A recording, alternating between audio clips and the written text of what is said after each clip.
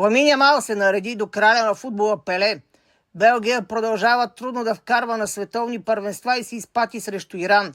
Фараоните се събудиха за първа победа на световни финали, а в матч за историята в Майами Кабо Верде отбеляза първи гол. Кои бяха топ моментите от 11-тия ден на световното първенство?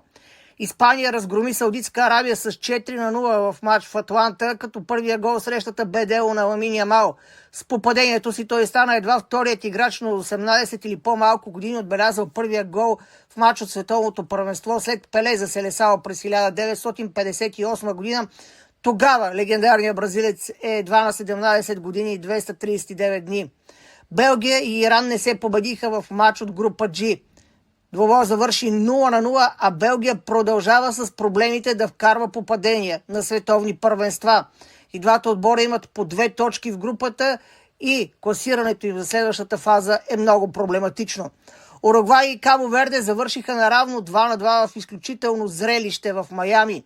Матчът ще остане в историята с първия гол за Кабо Верде на световни финали, дело на Кевин Пиня.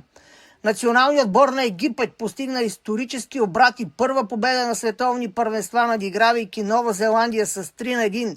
Въпреки че изоставаха в резултата на почивката, фараоните показаха съвсем различно лице през втората част и с попадение на Мустафа Зико, Мохамед Салах и Трезеге си осигуриха ключови 3 точки.